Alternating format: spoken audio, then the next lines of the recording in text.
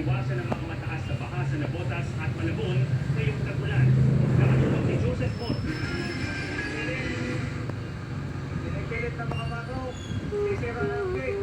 Ang pilit na pagpasok ng barge na ito sa North Navotas Navigational Floodgate ng June 7 kahit binawalan na dahil low tide, nagresulta sa pagkasira ng floodgate.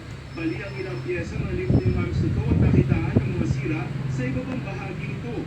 Dahil ang navigational gate ang nagpokontrol ng tubig na pumapasok sa karaniwan ng bahay na Navotas at Malabon. Kaya mas posibleng bahain ng ilang lugar doon, lalo kapag high tide.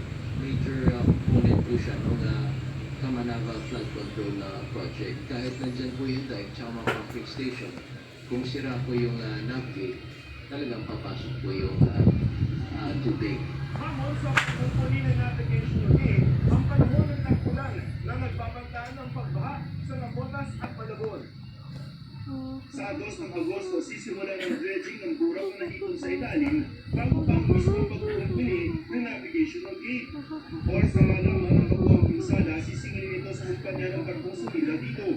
And hopefully by August 17, operational na ulit siya. 2 weeks, siyempre medyo pwede siya maapektuhan ng weather.